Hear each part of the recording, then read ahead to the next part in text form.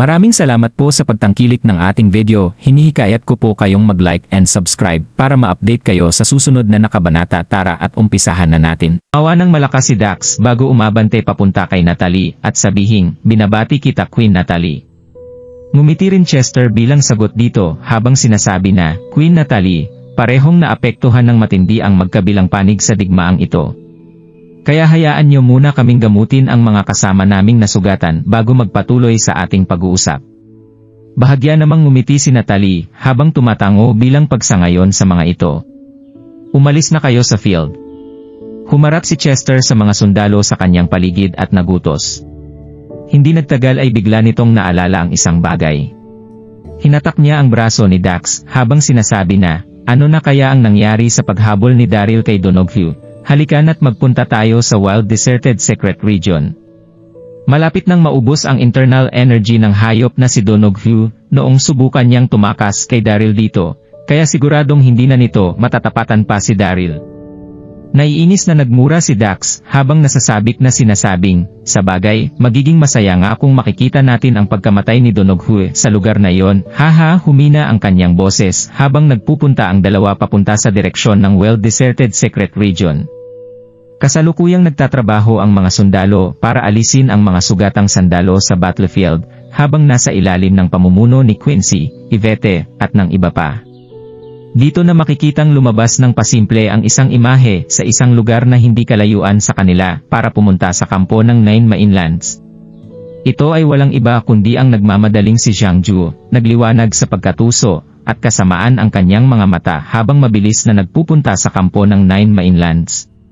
Hindi kailanman tinanggap ni Jiangju ang nangyari sa kanya mula noong sumuko siya sa harapan ni Daryl.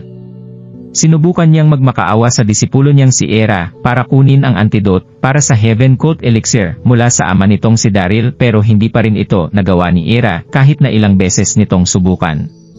Wala nang mas titindi pa sa frustration na nararamdaman ni Jiangju sa mga sandaling ito, pero noong makita niya ang pagkontrol ni Natalie sa tribo ng raksasa at ang paghinto ng magkabilang panig sa kanilang digmaan, naisip ni Jiangju na ito ang kanyang pagkakataon para pumasok sa tent ni Daryl habang abala ang lahat sa pagkuha ng mga sugatan nilang mga kasama. Pagkatapos ng ilang minuto ay nagtagumpay si Jiangju na pumasok sa tent ni Daryl nang hindi napapansin ng kahit na sino. Tumingin siya sa bawat sulok para tingnan ng maigi ang mga gamit ni Daryl, at hindi nagtagal ay nagawa niyang makita ang ilang mga bote na naglalaman ng mga elixir na ginawa ni Daryl.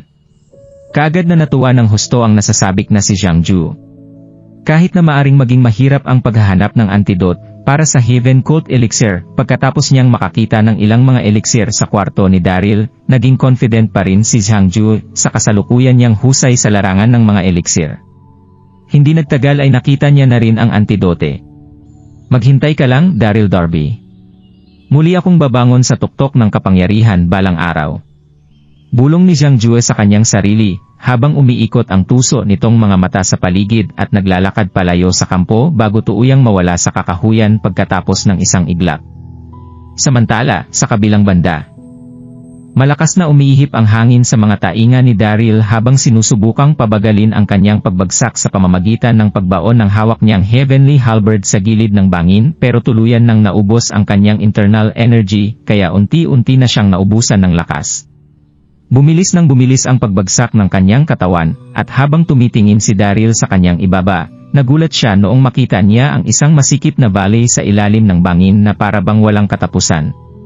At habang nasa gitna ng kanyang pagbagsak, nakita niyo Daryl ang ilang mga kulay berde na mga nakalalasong halaman na bumalot sa buong valley. Matapos makita ang malapit niyang pagbagsak sa lupa, napamura na lang si Daryl sa kanyang sarili habang nagmamadaling nilalabas ang kanyang Rocky mula sa hawak niyang Enchanted Beast Pouch. Kasabay ng pagangil nito ang paglabas ng isang Rocky sa gitna ng ere bago ito magsimulang bumagsak. Ginamit nito ang kanyang pakpak habang nakasakay si Daryl sa kanyang likuran. Pero sa kasamaang palad ay nawala ng balance ang Rocky noong pumasok sila sa nakalalasong hamog. Baam! Nagawa pa ring makalayo ni Daryl ng kahit na kaunti para subukang pahinain ang epekto ng impact sa kanyang katawan pero dumura pa rin siya ng dugo sa huli nang dahil sa tindi ng pinsala na tinamo ng kanyang katawan habang ang kanyang Rocky naman ay hindi nasugatan sa nangyaring impact.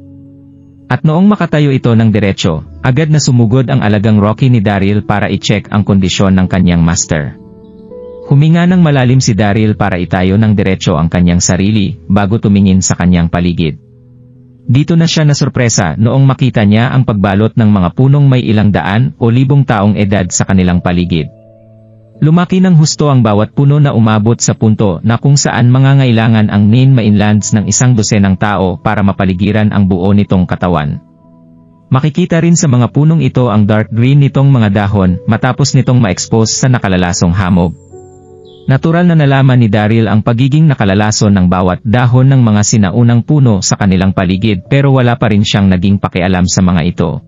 Puno naman ng mga kuwebang may iba't ibang sukat ang kabilang banda ng valley, habang bumabalot ang nakalalasong fog sa kanilang paligid na magpapahirap sa pagtansa ng kahit na sino sa lalim ng mga kuwebang iyon. Kaya natural na umiwas si Daryl sa pagpasok sa kahit na isang kuweba sa kanyang paligid.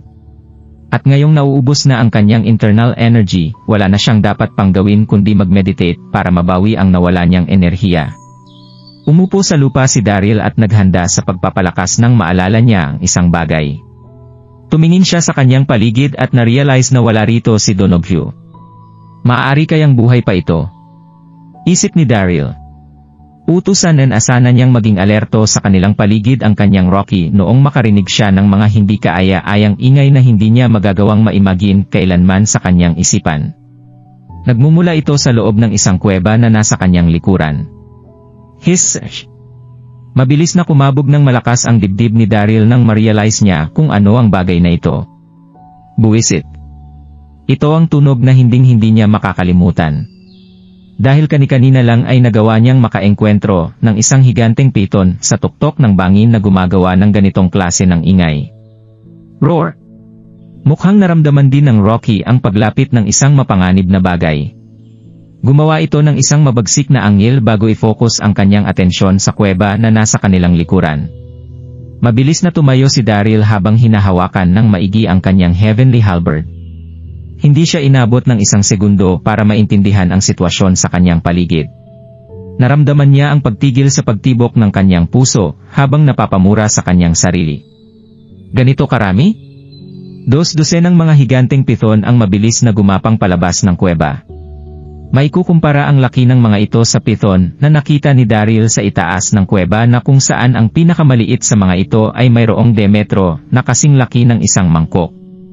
Nabalot ang mga ito ng mga kulay itim nilang kaliskis, kaya mukhang kabilang ang mga ito sa species ng python na nakita niya kanina. Mas tumindi ang ginagawang paghis ng mga nakakatakot na python noong makita ng mga ito si Daryl habang nagsisisugod ng mabilis papunta sa kanya, hindi man lang natakot ang mga ito sa presensya ng alagang Rocky ni Daryl. Gumawa muli ang Rocky ng isang nakabibinging angel bago umatake nang walang pag-aalinlangan at agad itong nakipaglaban sa napakaraming mga higanteng python. Naaawa at nafu-frustrate naman itong pinanood ni Daryl habang nag-iisip ng, buwisit, walang kahirap-hirap ko sanang mapapatay na parang mga insekto ang mga ito kung hindi lang naubos ang aking internal energy. Mabuti na lang at kasama ko ngayon ang aking Rocky. Habang nakakahinga ng maluwag si Daryl habang iniisip ang pagkakaroon ng isang maasahang partner, isang malakas na presensya ang bilang bumalot sa kanyang katwan mula sa likuran. Inisip ni Daryl na isa lang itong python pero agad siyang napapigil hininga noong tumalikod siya at makita na isa pala itong itim na tigre. Mayroong 3 metrong haba ang tigreng gumagalaw ng napakabilis pagkatapos nitong magkaroon ng lakas na umaabot sa level 5 Martial Saint. Hayop talaga! Seryoso kayo? Una ay mga higanteng python at ngayon ay isa namang tigre. Napamura na lang ang nagiging agresibo sa sitwasyong si Daryl habang sumusugod sa tigre at hinahawakan ng maigi ang kanyang heavenly halberd. Ilang minuto muna ang nakalipas bago siya nakahanap ng pagkakataon para talunin ang tigre. Kaagad niyang itinutok at sinaksak ang tiyan ng tigre. Pero nagawa pa ring umatake ng tigre gamit ang kanyang mga kuko kahit na nagaagaw buhay ang tigre sa dami ng dugong bumuhos sa kanyang sugat bago ito tuluyang maputulan ng hininga, direktang humiwa ang 3 nitong mga kuko sa kanang pisngi ni Daryl. Sa kabilang banda, natapos na rin lumaban sa 100 mga higanteng python ang Rocky ni Daryl, walang kahit na isa sa mga ito ang nakaligtas sa talim ng kuko at pangil ng Rocky. Pero mahahalatang nanghina ito sa tindi ng mga sugat na kanyang tinanggap sa laban na pinalubha pa ng nakalalasong hamog na bumabalot sa kanilang paligid. Hindi na nito halos masuportahan ang dambuhala nitong katawan. Naaawang hinawakan ni Daryl ang dambuhalang ulo ng Rocky habang ibinabalik ito sa kanyang Enchanted Beast Pouch. Nakakonekta ang Enchanted Beast Pouch ni Daryl sa ibang dimensyon na kung saan magagawa ng kanyang Rocky na magpahinga ng hindi naapektuhan ng nakalalasong hamog sa paligid. At noong may lagay niya sa isang ligtas na lugar ang kanyang Rocky, humingi ng malalim si Daryl habang ginagamot ang mga tinamo niyang sugat sa pisngi. At pagkatapos ay agad siyang umabante habang mahigpit na hinahawakan ang kanyang Heavenly Halberd. Buwisit! Ano bang klase ng lugar ito? Pagkatapos maglibot ng napakahabang panahon, nakita ni Daryl ang kanyang sarili na naliligaw sa gitna ng walang katapusang gubat. Masyadong naging malawak ang mapunong valley na para bang walang katapusan sa paningin ng kahit na sino. Marami ring mga halimaw ang pasimpleng naglibot sa paligid habang naghihintay ng tamang pagkakataon para umatake kay Daryl. Wala nang nagawa pa si Daryl nang maharang ng nakalalasong hamog ang kanyang paningin. Ang hindi niya alam ay kasalukuyan na siyang nakakulong sa pinakamapanganib na lugar sa buong well-deserted secret region na pinangalan ng Valley of Death ng mismong tribo ng raksasa. Ang Valley of Death ay mayroong habang umaabot sa higit 1,000 milya at nababalot ng panganib saan mang sulok ng lugar na ito habang hinahagupit ng masamang kapaligiran. Maging ang pinakamatapang sa buong tribo ng raksasa ay walang sapat na lakas ng loob para pumasok sa lugar na ito ng basta-basta. Walang kamuang-muang si Daryl na nasa gitna na pala siya ng pinakamatinding pagsubok na ibinibigay ng kapaligiran sa kanya. Pagkatapos niyang mawalan ng malay sa oras, walang kamuang-muang na nagikot si Daryl sa valley ng 3 araw. Sa gitna ng 3 araw na ito niya nakita ang naagnas at deformed na katawan ni Donoghu, pagkatapos ma-expose sa nakalalasong hamog sa paligid. Wala na rin sa mga kamay nito ang kanyang SKY breaking axe, kaya mukhang kinuha ito ng ilang mga halimaw sa paligid. Hindi na pinansin ni Daryl ang mga bagay na kanyang nadidiskubre sa paligid. Ang gusto niya lang mahanap ay ang dambuhalang piton na lumunok sa Dragon Ball bago umalis sa lugar na ito, pero masyadong naging malawak at napuno ng halimaw ang paligid kung saan nakakita si Daryl ng naglalakihang mga piton sa bawat sulok ng gubat kaya parang naghanap si Daryl ng isang maliit na karayom sa gitna ng damuhan. Mas naging mabagal din ang pagbalik ng internal energy ni Daryl na maaaring naging epekto ng nakalalasong hamog at ang walang awang kapaligiran sa lugar na ito. Noong una ay nakaramdam ng pagkabahala si Daryl sa kanyang sarili, pero habang tumatagal ay unti-unti siyang nasanay sa lugar na ito. Lumipas ang panahon at pagkalipas ng 3 taon ay bumalik na rin ang Nain Mainlands sa mapayapa nitong pamumuhay kasama ng mga taong naninirahan dito. Nakakuha rin ang tribo ng raksasa ng karapatang manirahan sa isang lugar na malapit sa hangganan ng Nain Mainlands, habang umuusad ang negosasyon, at mapayapa na ring namuhay ang mga ito kasama ng mga mamamayan ng Nain Mainlands mula noon. Kasabay ng tuloy-tuloy na pagunlad ng Nain Mainlands, ang paglalakbay ng mga tao sa pinagmulang well-deserted secret region ng raksasa para mapag-aralan ng maigi ang lugar na ito. Dito na umusbong ang iba't ibang mga grupo na gaya ng mga mersenaryo, bounty hunters na sumabay sa iba't ibang mga ekspedisyon na sinimulan ng mga curious na taong nagmula sa Nain Mainlands. Samantala, sa gitna ng kakahuyan sa bandang southwest ng Valley of Death, tahimik na umupo si Daryl sa sahig ng ginawa niyang kubo, dahan-dahan niyang ibinuka ang kanyang mga mata bago huminga ng malalim. 3 taon na ang nakalilipas mula noong mahulog siya sa Valley of Death. Matagal nang bumalik sa dati ang kanyang lakas pero mas pinili pa rin niyang manatili rito para hanapin ang Dragon Ball. Nakita niya noong 3 buwan ng kanyang pananatili sa valley ang isa sa mga mandirigma ng raksasa na aksidenteng nahulog sa area na iyon. Dito na niya nalaman ang tungkol sa pagkakasundo ng magkalabang tribo ng raksasa at Nain Mainlands. Nakahinga na rin ng maluwag si Daryl nang dahil sa balitang ito matapos matanggal ang pinakamalaking tinig na kasalukuyang nakabaon sa kanyang katawan. Natural lang din para kay Daryl na makabisado ang buong Valley of Death sa loob ng 3 taon, habang natututunan ang tungkol sa halos lahat ng mga bagay na kanyang makikita at mararanasan sa lugar na ito. Oras na para umuwi, isip ni Daryl nang humakbang siya palabas ng kanyang kubo para tumingin sa kalangitan. Sinubukan niyang hanapin ang higanteng piton na lumunok sa Dragon Ball nitong mga nakaraang linggo pero hindi pa rin niya ito nahahanap hanggang ngayon. Alam ni Daryl sa kanyang sarili na hindi na siya maaari pang magtagal dito. Maaaring importante nga ang Dragon Ball pero walang-wala naman ito kung ikukumpara sa muli niyang pagbalik sa kanyang mga mahal sa buhay. At noong nakagawa na siya ng desisyon, mabilis na naglakad si Daryl mula sa kubo para lumabas sa Valley of Death. Hindi pa siya nakakalayo nang mapatigil siya sa tunog ng mga yapak na papalapit sa kanyang pwesto. Napasimangot si Daryl habang tumitingin sa kanyang itaas. Dito na siya nasurpresa noong makita niya ang isang dosenang tao na naglalakbay ng buong pag-iingat papunta sa gitna ng Valley of Death. Makikitang may mga dala ring camping equipment ang mga manlalakbay na ito. At ang bawat isa sa mga ito ay nagtatanglay ng kapansin-pansing lakas na nagmumula sa level ng Martial Saint. Kasama ng mga ito ang isang babaeng nakasuot ng isang mahaba at kulay pulang leather jacket na nagpakita sa napakaganda nitong katawan at sa kakaiba nitong kagandahang hindi matitiis ng kahit na sinong lalaki. Siguradong wala pa sa 25 years old ang edad ng babaeng ito. Hindi maiwasang mapatitig ni Daryl sa babae at magulat noong maramdaman niyang nasa level 1 marital emperor na ang lakas nito nang makalapit ito sa kanya. Nagawa na bang maabot ng cultivation na ginagamit ng Nine Mainlands ang pinto na kung saan magagawa na ng isang babaeng nasa kanyang 20s na maabot ang level 1 Martial Emperor? Dito na siya nakita at pinaligiran ng mga manlalakbay na ito. Nagmula kaya siya sa tribo ng raksasa? Buwisit, bakit nagmukha siyang isang taong gubat? Naiinis na tiningnan ng mga ito si Daryl mula ulo hanggang paa, habang nakukuryos naman sa itsura ni Daryl ang babaeng namumuno sa grupo ng mga manlalakbay na ito. Hindi maiwasang mainsulto ni Daryl sa naging komento ng mga ito sa kanya. Kahit na hindi siya makasagot noong ma-realize niya ang kanyang naging itsura sa mga sandaling yon. Nagawa pa rin niyang manatili sa loob ng Valley of Death ng 3 taon. Matagal na ring nasira ang kanyang damit ng nakalalasong hamog na bumalot sa paligid kaya agad siyang gumawa ng bagong damit na gawa sa balat ng mga napatay niyang hayop. At kung titingnan ang kanyang itsura at ang mga peklat sa kanyang mukha, hindi na natin masisisi ang mga taong iyon na tawagin siya bilang isang taong nakatira sa gubat. Hoy, ikaw! Tinawag ng namumunong babae si Daryl at nagtanong ng, sino ka?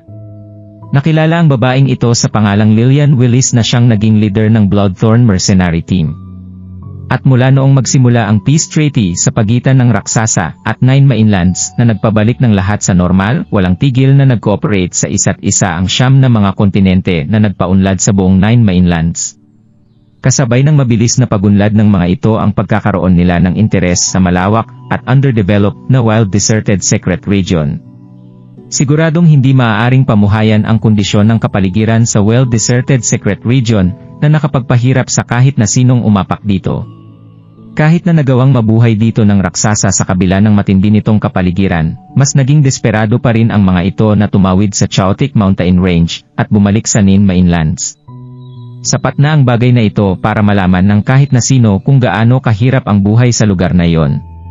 Habang nagiging mahirap ang kondisyon ng kapaligiran nito sa mga tao, naging tahanan naman ang well-deserted secret region ng mga mayayabong na resources. At higit sa lahat ay naging paraiso ang lugar na ito para sa napakaraming mga halimaw na itinuturing bilang kaapu-apuhan ng mga kilalang sinaunang halimaw na gaya ng Three-Headed Blood Python at ng Underworld Black Tiger. Matapos magkaroon ng kakayahang mabuhay sa lugar na ito, mas naging malakas ang mga halimaw na namuhay sa lugar na ito kaysa sa mga halimaw na matatagpuan sa Nine Mainlands, kaya nagkaroon ang mga ito ng mga purong inner cores na naging effective bilang booster sa lakas ng isang cultivator, kaya itong ibenta sa napakataas na presyo sa mga auction at black market ng Nine Mainlands. Dito na nagsimulang umusbong ang iba't ibang mga organisasyong binubuo ng mga cultivator na naglakbay sa well-deserted secret region para manghuli ng mga halimaw na mapagkukunan nila ng mga purong inner core na kanilang maibebenta sa Nine Mainlands. Nagdedesisyon ang iba na ikonsumo ang mga inner core na kanilang nakuha para mas palakasin ang nilang mga sarili, habang ang iba naman ay nagbebenta ng mga nakuha nilang inner core sa black market para kumita ng malaki. Ang Bloodthorn Mercenary Team ni Lillian ay nagpunta rito para magbenta ng mga inner core sa black market. Ako. Napakamot na lang sa kanyang ulo si Daryl habang pinagmumukhang inosente ang kanyang sarili sa naging tanong ni Lillian, bago ito nakangiting sagutin ng, nagmula ako sa Nain Mainlands, nagpunta ako rito para manghuli. Sinadyang itago ni Daryl ang kanyang lakas, habang nagsasalita matapos makita na mas makabubuti kung hindi malalaman ng ibang tao ang tunay niyang pagkatao. Manghuli. Hindi na napigilan pa ng mga lalaking nasa likuran ni Lillian ang kanilang pagtawa sa naging sagot ni Daryl. Tingnan mo nga ang suot mo, mas maniniwala pa kami kung ipinapain mo ang iyong sarili sa mga ligaw na hayop sa paligid. Haha, seryoso, pwede na talagang manghuli ang kahit na sino ngayon. Grabe. Oo nga, masyado nang walang alam ang mga tao ngayon para malaman ang maaaring maging kapalit ng panghuhuli nila ng hayop dito. Naiinis na inasar ng mga lalaki si Daryl. Nitong mga nakaraang buwan ay mas dumami ang mga grupo ng mga cultivator ng Nain Mainlands na nagpunta sa well-deserted secret region, kaya maliban sa mga mersenaryo at mga adventurer, marami ang nagpupunta rito ng mag-isa para subukang kunin ang anumang resources na kanilang makikita.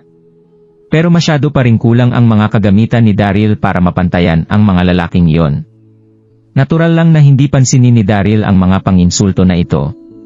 Hindi makapagsalita itong ngumiti bago direktang magsabi kay Lillian na, binabalaan ko kayo na mag-ingat kung gusto niyong maglakbay dito sa Valley of Death. Naging aktibo ang mga Black Sand Python nitong nakalipas na 2 araw. Matapos manatili ng 3 taon sa Valley of Death, alam na ni Daryl ang bawat pasikot-sikot ng lugar na ito. At ang mga Black Sand Python ang mga ahas na kanyang naengkwentro noong una siyang makarating dito. Masyadong naging unpredictable at malaki ang mga ito dahil mayroon itong kakayahang magkaroon ng katawan na kasing kapal ng isang malaking mangkok. Maaari ring lumakas ang mga ito hanggang umabot ito sa lakas na katumbas ng Marshall Saint level na siguradong magpapahirap sa mga ordinaryong cultivator. Isang lalaking nakasuot ng itim na scarf sa kanyang lig ang umabante at ngumisi sa naging payo ni Daryl. Hayaan mong sabihin ko sa iyo ang isang bagay, nandito kami para manghuli ng mga Black Sand Python na tinutukoy mo. Kaya nagpunta kami rito sa panahong pinakaaktibo ang mga Python sa Valley of Death. Aroganteng nagsalita ang lalaki na para bang nasa ibaba niya lang ang lahat. Nakilala ito sa pangalang Otis Reed. Mayroon itong lakas na nasa level 5 Marshall Saint at Vice Leader na posisyon sa Bloodthorn Mercenary Team. Hindi naman pinansin ni Daryl ang arogante nitong pakikipag-usap kaya agad itong nagdesisyon na baliwalain ang lalaki. Hindi naman sumangayon sa lalaki ang leader ng grupong si Lillian. Otis, mag-ingat-ingat ka nga sa pagsasalita mo. Dito na niya tiningnan si Daryl mula ulo hanggang paa bago sabihin. Kung pakikinggan ko ang mga sinabi mo kanina, mukhang naging pamilyar ka na sa lugar na ito, tama? Tumango naman si Daryl bilang sagot dito. Kung ganoon ay maaari ka ba naming maging guide? Kailangan na kasi namin ng guide ngayon. Naglakad si Lillian palapit habang kumikislap ang kanyang mga mata sa sobrang pagkasabi. Ito ang unang beses na umapak ang Bloodthorn Mercenary Team sa wild-deserted secret region. At kagaya ng ibang nagpupunta rito, nandito kami para manghuli ng mga halimaw para sa kanilang mga inner core na maaaring magpalakas sa aming mga sarili o magbigay sa amin ng malaking kita sa sandaling mapagdesisyonan naming ibenta ang mga ito. Maaari ngang puno ng pride si Lillian nang dahil sa kanyang posisyon bilang leader ng kanyang grupo pero naging aware pa rin siya sa mga panganib na maaari nilang makaharap sa ginagawa nilang paglalakbay sa loob ng Valley of Death. Kaya agad niyang naisip na si Daryl ang perpektong kandidato para sa posisyon ng guide na makapagpapadali ng lahat sa kanila. Nagdalawang isip naman si Daryl sa naging desisyon ni Lillian. Pabalik na sana siya sa Nain Mainlands ilang minuto bago siya makita ng grupo kaya hindi na siya maaari pang magsayang ng oras para maging guide ng mga ito. Huwag kang mag-alala dahil wala ka nang gagawin kundi ituro sa amin ang tamang daan. Sisiguruhin kong makakatanggap ka ng sapat na komisyon sa sandaling matapos tayo sa panghuhuli ng mga Black Sand Pythons, nagmamadaling idinagdag ni Lillian noong mapansin nito ang pagdadalawang isip ni Daryl. At noong makita niya ang sincerity sa mukha ni Lillian, hindi na nakatanggi pa si Daryl kaya kaagad itong tumango at sumagot ng okay. Pinuno! Sigaw ni Otis. Mahalata namang walang magiging pakinabang ang lalaking ito. Kaya paano niya magagawang ituro ang tamang daan sa atin? Siguradong tatakbo kaagad ang isang ito kahit na hinid pa nagpapakita ang mga Black Sand Python na ating huhulihin. Oo nga, tingnan mo na lang ang kanyang suot. Ano bang klase ng tulong ang maibibigay niya sa atin? Mas mabuti kung maglalakbay na lang tayo rito nang hindi siya kasama. Sabi ng iba nilang mga kasama habang sumasangayon na tumatango sa sinasabi ng isa't isa. Napasimangot naman si Lilian nang marinig ang naging komento ng kanyang mga subordinates. Dito na siya nagagalit na nagtanong ng, sino ba ang leader ng grupong ito? Ako o kayo? Ito na ang desisyon ko kaya manahimik na kayong lahat, walang awang siyanbi ni Lilian. At noong makita ang mukha ng naiinis na si Lilian, hindi na nagsalita pa si Otis, at ang kanyang mga kasama ng kahit na ano habang nagbibigay ng mga naiinis na tingin kay Daryl. Pagkalipas ng ilang minuto ay dahan-dahan nang nagsimula ang grupo sa pagpasok papunta sa gitna ng Valley of Death sa pangunguna ng guide nilang si Daryl. Namangha at hindi mapakali ang mga first-timer na si Lilian at ang kanyang mga tauhan habang unti-unting na-expose sa misteryosong domain na nababalot ng panganib. Naglakad ng mabilis si Lilian hanggang sa makarating siya sa tabi ni Daryl para sabihing, "Oh, hindi ko pa pala alam ang iyong pangalan." Darren Derby. Huminto ng isang sandali si Daryl bago kalmadong sumagot kay Lilian. Ang pangalang ito ay ang pangalan na unang pumasok sa kanyang isipan noong tanungin siya ni Lilian. Sa bagay, ito na ang alias na kanyang ginagamit noon pa lang. Sa totoo lang ay gustong-gusto nang ipakilala ni Daryl ang kanyang sarili, pero kaagad niyang pinigilan ang kanyang sarili noong maliitin siya ng mga ito kanina.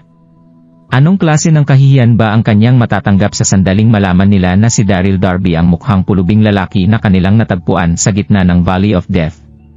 Hindi nagtagal ay nakarating na rin sila sa lugar na nababalot ng nakalalasong hamog habang nag-uusap-usap.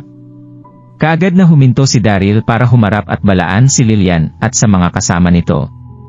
Sa bagay, maaaring makapaglakad nga si Daryl nang walang kahirap-hirap sa gitna ng hamog, pero sa kanyang mga kasamang membro ng Bloodthorn Mercenary Team na mayroong mga lakas na nasa level ng Marshal Saint, maaari nilang ikamatay ang pagka-exposed sa hamog na ito. Magsasalita na sana si Daryl nang mapatigil siya sa sobrang gulat noong makita niya ang ginagawa ni Lilian at ng mga tauhan nitong lalaki. Inilabas at isinuot ng mga ito ang mga helmet na nakatago sa dala-dala nilang mga backpack. Hindi maiwasang matawa ni Daryl sa kanyang nakita. Mukhang umunlad na nga ng husto ang Nine Mainlands sa nakalipas na 3 taon na nawala siya rito, kaya nagawa ng makipagsabayan ng teknolohiya sa cultivation. Agad ding napansin ni Daryl na gawa sa kakaibang mga materyales, ang mga helmet na may kakayahang protektahan ang sinumang magsusuot nito sa nakalalasong hamog na bumabalot sa Valley of Death. Kahit na ganoon ay kinakailangan pa ring magingat ng lahat sa lugar na ito sa sandaling masira ang kanilang mga helmet sa tindi ng hamog sa paligid. Habang tinitingnan ni Daryl ang kanyang paligid, kumuha si Lilian ng isa pang helmet at ibinigay ito kay Daryl. Sinabi nito na, "Isuot mo ito." Kung siya ang tatanungin, hindi magagawang pantayan ni Daryl maging ang pinakamahinang membro ng kanyang grupo. Ang hindi niya alam ay hindi na kailangan pang magsuot ni Daryl ng helmet para maprotektahan ang kanyang sarili. Pero tinanggap pa rin ni Daryl ang helmet ng walang pag-aalinlangan. Dito na sila nakarinig ng kakaibang mga tunog ng ahas mula sa mga puno na nasa kanilang harapan, kasabay nito ang mabilis na pagpapakita ang isang black sand python sa kanilang mga paningin. Naging kasing kapal ng braso ng isang lalaki ang python na mayroong lakas na nasa level 5 Marshal Saint. Nanlaki ang mga mata ni Lilian sa biglaang pagpapakita ng ahas, habang binubunot ang dala niyang espada. "Steady," babala ni Daryl habang nagpapakita ng concerned na itsura. Pamilyar na si Daryl sa mga kilos ng Black Sand Python, at alam niyang mayroong malapit na pugad ng mga ito mula sa kanilang pwesto. Naiba ito sa ibang mga species ng python, dahil ang mga Black Sand Python ay namumuhay ng magkakasama, kaya sa sandaling magpakita ang isa sa mga ito, dapat nang asahan ng kahit na sinong nasa malapit lang ang mga kasama nitong python. Noong una ay pinigilan ni Lilian ang kagustuhan niyang umatek, pero hindi na napigilan ng katabi niyang si Otis ang sarili nito. Kitang-kita naman na walang alam ang isang ito, pinuno. "Bakit ka ba nakikinig sa kanya?" Sigaw ni Otis bago sumugod gamit ang hawak niyang espada. Nagtinginan naman ang ibang mga miyembro ng grupo bago sundan ang kanilang kasama. Ang mga Black Sand Python ay nasa upper middle class ng mga mahiwagang halimaw, kaya kayamanan ang tingin ng mga cultivator sa tinatanglay na inner core ng mga ito na naging popular sa mga black market. Naglakbay ng malayo ang grupong ito para manghuli ng mga Black Sand Python nang makakita sila ng isa sa mga ito, kaya paano nila magagawang palampasin ang pagkakataong ito? Mga mangmang, mura ni Daryl sa kanyang sarili, bago sumigaw kay Lillian ng, utusan mo ang mga tauhan mong maging alerto sa paligid.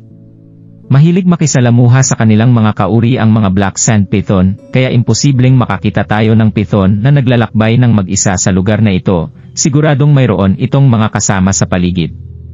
Ano? Napatigil sa sobrang gulat ang puso ni Lillian nang marinig niya iyo. Alam niya na malaki ang halaga ng mga inner cores ng bawat isang Black Sand Python, pero wala pa rin siyang alam tungkol sa naging kaugalian ng mga ito. Mag-iingat kayong lahat! Sigaw ni Lillian sa kanyang mga tauhan, pero huli na ang lahat.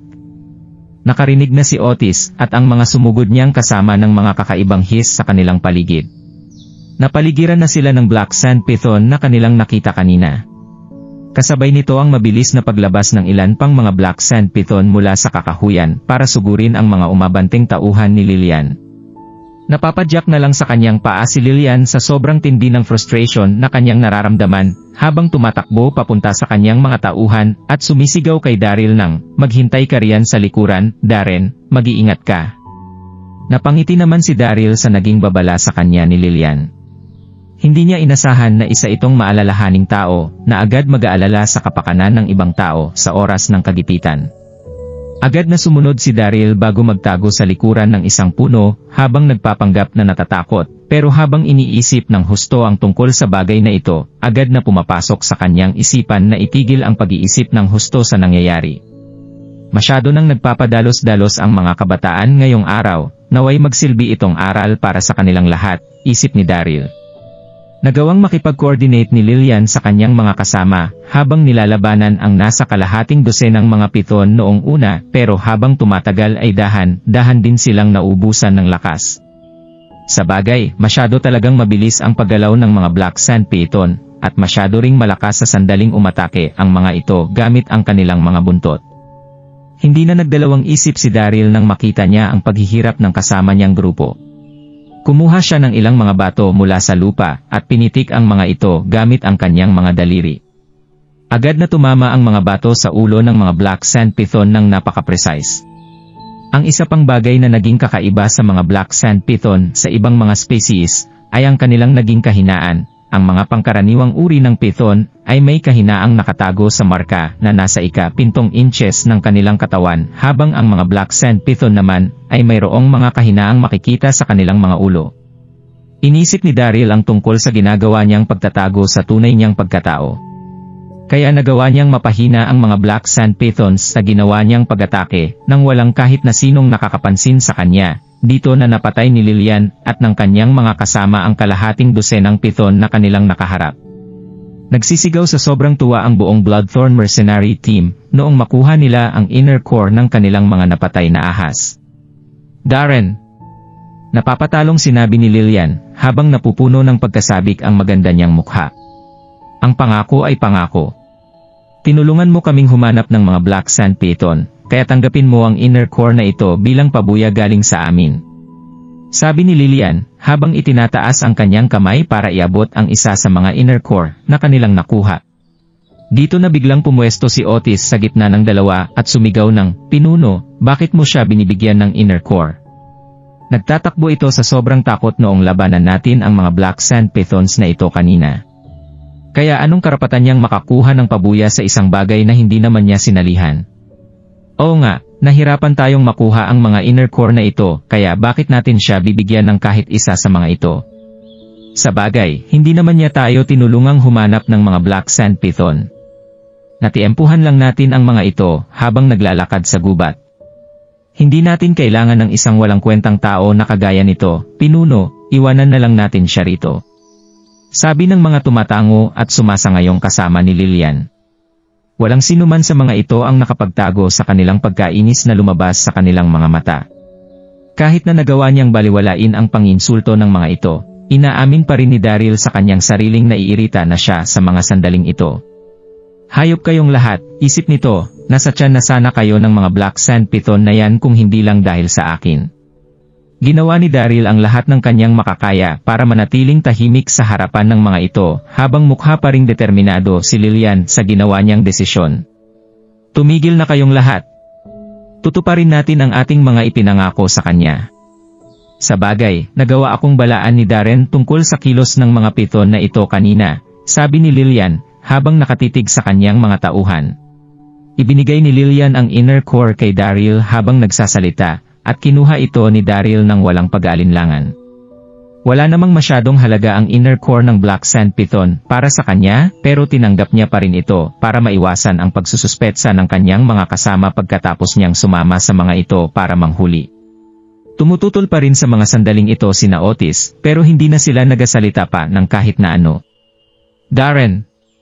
Dito na tumingin si Lillian malayong bahagi ng lugar na nababalot ng nakalalasong hamog habang nagtatanong ng mayroon pa bang mga pugad ng Black Sand Python dito. Maaari mo ba kaming dalhin sa kanila? Masyado pang malayo ang bilang ng mga Black Sand Python sa bilang na gustong mahuli ni Lillian sa pagkakataong ito. Ano? Natuwa na lang ang napapatigil na si Daryl sa ipinakitang pagpapadalos-dalos ni Lillian, habang iniisip sa kanyang sarili na, hindi talaga natatakot mamatay ang mga taong ito. Habang palapit kami ng palapit sa gitna ay mas patindi ng patindi ang panganib na aming makakaharap. Marami pang ibang mga nakakatakot na halimaw sa harapan na mas malakas pa kaysa sa Black Sand Pythons, masyado na itong mapanganib lalo na kung titingnan ang kakayahan ng grupong ito. Sige, pero gusto kong pag-usapan muli natin ang makukuha kong komisyon. Kukunin ko ang 30% ng mga inner cores na ating mahuhuli mula sa mga sandaling ito, wala ring problema kung hindi kayo sumasa ngayon dito, determinadong sinabi ni Daryl. Alam niyang hindi makikinig ang mga ito sa sandaling sabihin niya ang totoo. Kaya nagdesisyon na lang siya na taasan ang komisyon para sumuko ang mga ito sa pagpunta sa gitna ng Valley of Death. Dito na mukhang sasabog ang kanyang mga kasama noong marinig ang kanyang mga sinabi. Ano sa tingin mo ang sinasabi mo? 30%. Sino ka ba sa tingin mo? Iniisyo mo ba na hindi naming magagawang mabuhay nang wala ka? Tingnan mo kung gaano kagahaman ang lalaking ito, pinuno. Nagawa mong maging mabait sa kanya, kaya agad itong umabuso. Maging si Lillian ay nainis sa mga sinabi ni Daryl, kaya mabilis itong nakipagtawaran. Masyadong malaki ang 30% para sa iyo, Darren. Maaari pa ba natin itong mapag-usapan? Hindi na. Determinadong iniling ni Daryl ang kanyang uli. Maaari nang may sapat ng kakayahan si Lillian at ang kanyang mga tauhan para manghuli ng ilang mga halimaw na matatagpuan sa bungad na bahagi ng area na nababalot ng nakalalasong hamog. Pero walang kahit na sino sa mga ito ang tatagal ng kahit 1 minuto sa sandaling pumunta ito sa loobang bahagi ng lugar na yon. Bakit ka, nafu-frustrate na ipinadyak ni Lillian ang kanyang mga paa? Sige, mukhang nagkamali nga ako ng tingin sa'yo. Manghuhuli na lang kami ng mga Black Sand Python nang wala ka. Hindi ka na namin kailangan bilang isang guide. Ang lakas ng loob nito. Inakala ko pa naman na isa siyang seryosong lalaki. Sino nga ba ang mag-aakala na isa pala itong gahaman? Isip ni Lillian sa kanyang sarili. Ikinaway niya ang kanyang kamay sa kanyang mga tauhan, bago sabihing, halina kayo. Nagbigay si Otis at ang mga kasama nito ng masamang tingin kay Daryl bago sundan si Lillian papasok sa nakalalasong hamog. Nang makita niya na hindi pa rin sumusuko ang mga ito, sumigaw si Daryl at nagbigay ng babala sa mga ito, hindi ko ito gagawin kung ako sayo, siguradong pagsisisihan niyo ang pagpasok niyo riyan nang wala ang tulong ko. Kaagad namang sumabog sa katatawa si Otis at ang kanyang mga kasama nang marinig nila ito. Mukhang nagtatampo na ang basurang iyon noong malaman niya na wala siyang makukuha na kahit ano mula sa atin. Pagsisisihan naming ang pagpasok dito nang hindi ka kasama. Nagbibiro ka ba? Huwag mo na siyang pansinin. Nang ma-realize niya na hindi talaga makikinig ang mga ito, napabuntong hininga na lang ang sumusukong si Daryl bago sumunod sa mga ito. Sa totoo lang ay wala na siyang pakialam sa pagpapadalos-dalos ng grupong ito. Pero wala na siyang lakas ng loob ngayon na panoorin ang mga itong dalhin ang kani-kanilang mga sarili sa kamatayan. Kaagad na nanlamig ang itsura ni Lillian nang mapansin niya ang pagsunod ni Daryl sa kanila. Huwag mo na kaming sundan, umalis ka na rito. Sigaw niya. Nirespeto niya ng husto si Daryl pero nagawa pa rin itong humingi sa kanya ng mas malaki. Na-offend ng husto si Lillian sa ipinakita ni Daryl kaya kaagad siyang nainis nang maramdaman niya ang presensya nito. Mapait nang umiti si Daryl habang ibinubuka ang kanyang bibig para sumagot, pero agad siyang natigilan noong makita niya ang nasa likod ni Lillian at ng mga kasama nito. Is na tumalikod si Lillian at ang kanyang mga kasama nang makita nila ang pagbabago sa itsura ni Daryl at kaagad na nanginig sa kanilang nakita. Isa pang team ng mga explorer na binubuo ng 15 na kalalakihan ang lumapit sa kanila ng walang pag-aalinlangan. Naging malakas ang bawat isa sa mga ito, na kung saan nasa level 5 Marshal Saint ang pinakamahina nilang membro, habang nasa level 2 Marshal King naman ang pinakamalakas na membro ng grupong ito. Nakasuot ang mga lalaki ng full body armor, at mga gas helmet na mas naging advanced kaysa sa mga suot na helmet ni Lillian at ng kanyang mga kasama. Tot. Kasalukuyan ng magkaharap sa mga sandaling ito ang dalawang grupo, tiningnan ng maigi ng kalbong leader ng kabilang grupo si Otis, at ang mga kasama nito bago titigan ng husto si Lillian. Kaagad na nahumaling ang kanyang mga kasama at maging ang leader ng grupo nang makita nila si Lillian.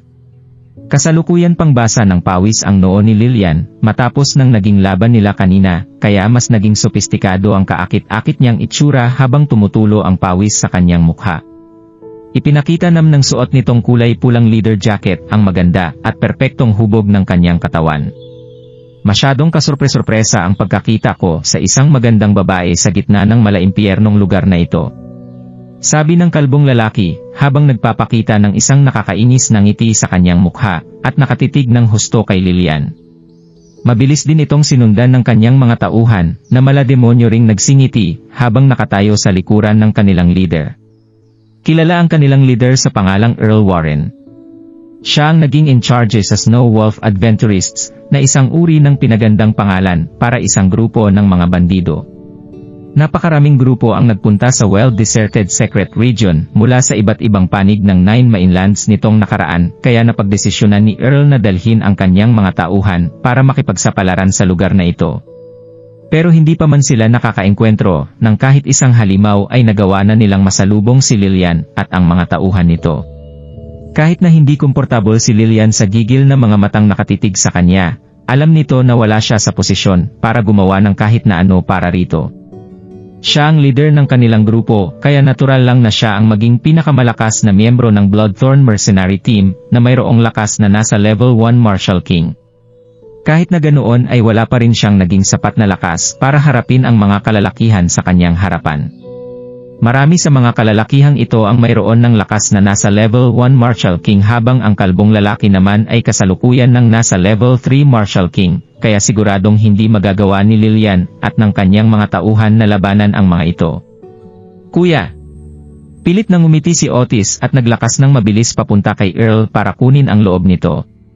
Nandito tayong lahat para manghuli ng mga halimaw, kaya mas mabuti kung babantayan natin ang isa't isa, na puno ng pagpapakumbaba at pagsamba ang mukha ni Otis na mga sandaling ito, kaya natural lang na hindi nito ipakita ang pagkainis niya kay Daryl kanina.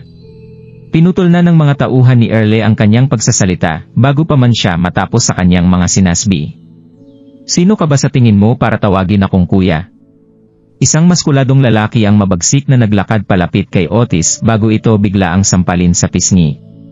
Wala kang karapatan na kumilos na para bang kilala mo ang bawat isa sa amin. Snap!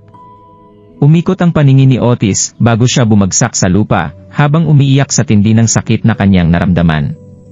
Wala na itong nagawa kundi takpan ang buo niyang mukha habang iniisip na, ano bang mali ang ginawa ko? Nakipag-usap lang naman ako sa kanila. Isip nito. Tumingin pababa si Il kay Lillian at sa mga kasama nito para tingnan silang muli at sumisinghal na sabihing, mukhang kagagaling nyo lang sa isang laban, ah. Anong klase ng halimaw ang napatay nyo? Kung nakakuha man kayo ng mga inner core, mas maigi kung ibibigay nyo na lang ang mga ito sa amin bago pa kayo pare-parehong masaktan. Nagpakita ng pagdadalawang isip at galit ang mga mukha ni Lillian at ang kanyang mga tauhan. Hayop na mga bandido ito. Nagpakahirap kaming patayin ang mga Black Sand Phaeton na yon, kaya bakit naming ibibigay ang mga nakuha naming inner core sa kanila? Isip ng grupo sa kanilang mga sarili. Maingat namang sumagot ang isa sa mga miyembro ng Bloodthorn ng, mga kuya, wala po kaming kakayahan na pumatay ng mga halimaw dito. Nandito lang po kami para alamin kung ano po ba talaga ang lugar na ito. Nakakita po kami ng ilang mga black sand python kanina, pero kaagad po kaming tumakbo sa mga iyon, matapos po naming mabigo na patayin ang mga ito, at pagkatapos ay nasalubong naman po namin kayo rito. Malakas namang tumango si Lilian, at ang mga sumasangayon niyang mga kasama. Sumisigaw namang sumagot ang hindi naniniwala sa kanilang si Earl. Mga kapatid, dito na tumuro ng husto si Otis kay Daryl bago sabihin, pamilyar ang lalaking ito sa lugar na ito. Alam niya kung saan makikit ang mga black sand python na iyon. Tusong kumislap ang mga mata ni Otis nang sabihin niya ito. Alam niyang hindi siya papakawalan ng mga ito nang walang nakukuha sa kanila, kaya naisip nitong subukan na ibaling ang isipan ng kanilang mga kausap sa iba para magkaroon sila ng pagkakataong makatakas. Natigilan dito si Daryl ng isang sandali. Hindi niya naiwasang magbigay ng naiiritang tingin kay Otis. Buwisit, paano ako nasali sa usapang ito? Napakatuso talaga ng hayop na yan. Ginagawa niya ba akong pamain sa mga ito? Kung nagustuhan mo ang mga ganitong video, huwag mong kalimutan mag-like and subscribe. Panoorin mo na rin ang mga naunang kabanata para lalong maubos ang oras mo.